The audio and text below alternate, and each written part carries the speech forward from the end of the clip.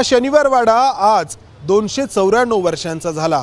छत्रपतींचे पेशवे असलेल्या पहिल्या बाजीरावांनी 10 जानेवारी 1730 ला या वाड्याचं भूमिपूजन केलं होतं आणि काम पूर्ण झालं होतं 22 जानेवारी 1732 ला। अर्थात सुरुवातीला हा वाडा आज आपण ज्या स्वरूपामध्ये पाहतो आहोत त्या स्वरूपात नव्हता, तर वाड्याचं बांधकाम मर्यादित स्वरूपामध्ये होतं, जे पुढच्या काही वर्षांमध्ये टप्प्याटप्प्याने वाढत गेलं। या वाड्याचा विस्तार होत गेला आणि सोबतीला मराठा साम्राज्य देखील विस्तारत गेलं। एक वेळ अशी आली की संपूर्ण हिंदुस्थानचा कारभार या वाड्यातून पाहिला जात होता। अनेक महत्त्वाच्या आणि तेवढ्याच खळबळजनक घटनांचा हा शनिवारवाडा साक्षीदार राहिला आहे। ऐतिहासिक संदर्भ तर या वाड्याशी जोडले गेले आहेतच, त्याचबरोबर एक सांस्कृतिक प्रतीक म्हणून देखील या शनिवारवाड्याकडे पाहिलं गेलं आहे। या शनिवारवाड्याच्या वाढदिवसाच्या निमित्ताने चला शनिवारवाड्याच्या इतिहासाच्या सफरीवरती।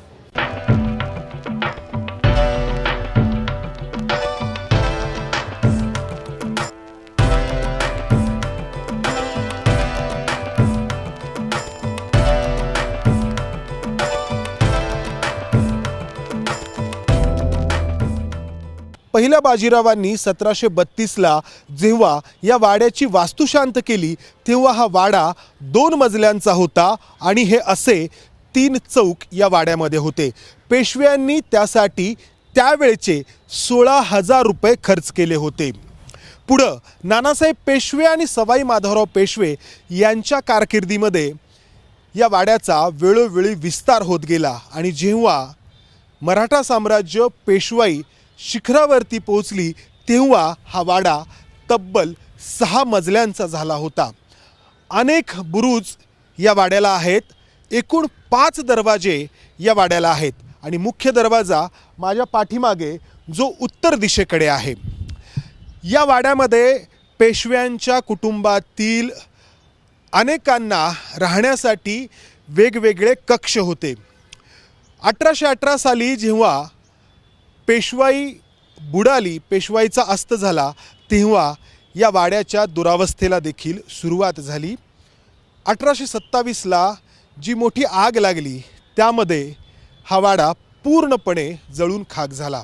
त्यामुळं जेव्हा पर्यटक या ठिकाणी येतात तेव्हा त्यांना फक्त हे जुने अवशेष पाहायला मिळतात, मात्र या अवशेषांवरून त्यावेळच्या या वाड्याच्या भव्यतेची आणि एकूणच मराठा साम्राज्याच्या सामर्थ्याची आपल्याला जाणीव झाल्याशिवाय राहत नाही। आज या वाड्याची जबाबदारी केंद्रीय पुरातत्व विभागाकडे आहे, तर मालकी पुणे महापालिकेकडे। जे काही मोजके अवशेष या वाड्याचे आज देखील इथं पाहायला मिळतात त्यामध्ये हे कारंजा आहे। मात्र ज्या पद्धतीने केंद्रीय पुरातत्व विभागाने निगा राखायला हवी तशी राखली जात आहे असं दिसत नाही। अनेक ठिकाणी ही लाकडं कुजलेल्या अवस्थेमध्ये आहेत। या वाड्याला 20 फूट उंचीची तटबंदी आहे। अनेक ठिकाणी तटबंदीची देखील दुरावस्था आहे। अनेक बुरुज या वाड्याला होते, मात्र या बुरुजांची अवस्था देखील केंद्रीय पुरातत्व विभागाने पुन्हा एकदा तपासण्याची गरज आहे।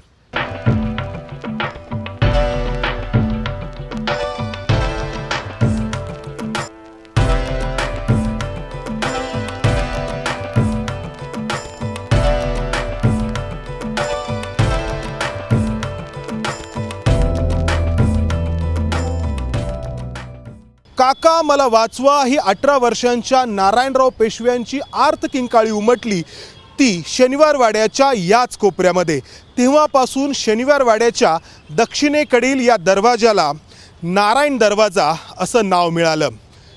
शनिवारवाड्याच्या इतिहासातील हा अतिशय वादग्रस्त आणि रक्तरंजित असा प्रसंग। थोरल्या माधवराव पेशव्यांच्या मृत्यूनंतर पेशवाईची सूत्र कोणाकडे असावीत यावरून रघुनाथराव पेशवे आणि नारायणराव पेशवे यांच्यात संघर्ष सुरू झाला। अर्थात पेशव्यांच्या घरामध्येच 2 गट पडले आणि या सत्ता संघर्षातून रघुनाथराव पेशवे यांनी गारद्यांना नारायणराव पेशवे यांची हत्या करण्यास सांगितलं। अर्थात एक दंतकथा याच्याशी जोडली गेली आहे, ती आनंदीबाई पेशवे यांची। असं सांगितलं जातं की रघुनाथरावांचा आदेश हा नारायणराव यासी धरावे असा होता, मात्र आनंदीबाईंनी धच्या जागी मा केला आणि मारण्याचे आदेश असा त्याचा अर्थ काढला गेला। अर्थात ही दंतकथा प्रत्यक्षात त्यावेळच्या अनंत चतुर्दशीच्या आदल्या दिवशी नारायणराव पेशवे दुपारच्या जेवणानंतर त्यांच्या महालात विश्रांतीसाठी निघाले असताना गारद्यांनी त्यांच्यावरती आक्रमण केलं। जीवाच्या आकांताने नारायणराव पळाले ते आपल्या काकांकडे आणि काका मला वाचवा असं आर्जव त्यांनी सुरू केलं। अर्थात ज्या काकांना ते विनंती करत होते त्याच काकांनी त्यांना मारण्याचे आदेश दिले होते। नारायणरावांच्या या विनंतीचा, या आर्जवाचा काहीही उपयोग झाला नाही आणि नारायणराव पेशवे आणि त्यांच्या मदतीसाठी जो कोणी आला त्याची त्या प्रसंगामध्ये हत्या करण्यात आली। तेव्हापासून हा दरवाजा नारायण दरवाजा म्हणून या शनिवारवाड्यामध्ये ओळखला जातो आणि तेव्हापासून धचा मा करणं आणि काका मला वाचवा हे दोन वाक्यप्रचार मराठी भाषेमध्ये रूढ झाले।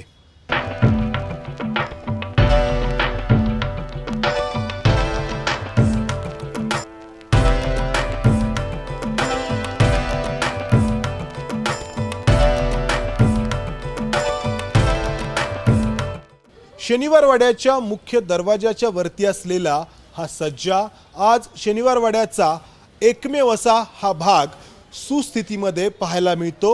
इतर ठिकाणी उरलेत ते फक्त अवशेष, अर्थात याचं देखील पुन्हा बांधकाम करण्यात आलंय। मात्र यामुळं पर्यटकांना इथं थोडासा विसावा घेता येतो, फोटो काढता येतात। कधी काळी या शनिवारवाड्यामध्ये 1000हून अधिक लोक वास्तव्याला होते। त्याच शनिवारवाड्यामध्ये आज हा फक्त इमारतीचा छोटासा भाग उरला आहे ज्याच्यावरती छत आहे। काळ कसा बदलतो याचं हे उदाहरण आहे। या शनिवारवाड्याची कहाणी बाजीराव मस्तानीच्या प्रेमकथेशिवाय पूर्ण होऊ शकत नाही। या प्रेमकथेला सुरुवात झाली होती उत्तर भारतामध्ये, तिथून बाजीराव मस्तानीला पुण्याला घेऊन आले।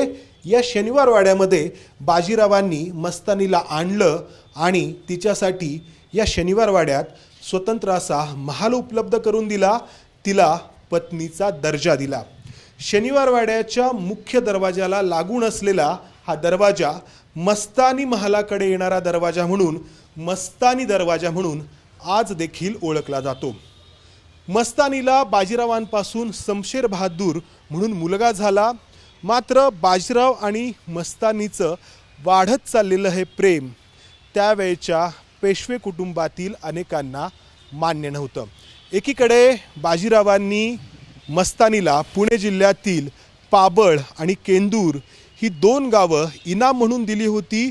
तिचं इथलं वास्तव्य सुसह्य होण्यासाठी बाजीराव प्रयत्न करत होते, तर त्यांच्या अपरोक्ष मस्तानीला नजरकैदेत ठेवण्यात आलं।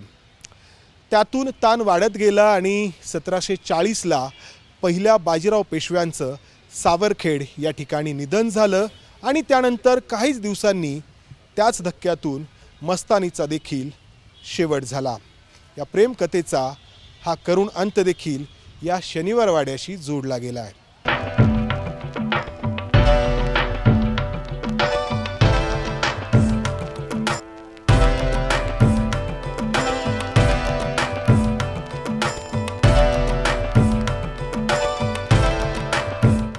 या शनिवारवाड्याची रचना त्यावेळच्या राजस्थानी वास्तुशैलीत करण्यात आली होती। त्यामुळं 1818 साली पेशवाईच्या अस्तानंतर आतील भाग जरी जळाला तरी समोरची ही दर्शनी बाजू तेवढीच आकर्षक राहिली आणि त्याच्या समोर असलेलं हे प्रांगण स्वातंत्र्य चळवळीसह अनेक आंदोलनांना प्रेरक ठरलं। शनिवारवाड्याच्या समोर असलेल्या या मैदानामध्ये अनेक वक्त्यांनी सभा गाजवल्या, या ठिकाणची भाषणं अजरामर झाली। मात्र गेल्या काही वर्षांमध्ये घडलेल्या घटनांमुळं आता शनिवारवाड्यासमोरचं हे प्रांगण राजकीय कार्यक्रमांना आणि सभांना उपलब्ध करून दिलं जात नाही. इतिहासाकडे स्वच्छ नजरेने नाही पाहिलं की काय होतं हे गेल्या काही काळात घडलेल्या घटनांवरून आपल्याला दिसून आलं आहे. त्यामुळं शनिवारवाड्याच्या इतिहासातून सर्वांनीच योग्य तो बोध घेण्याची गरज आहे.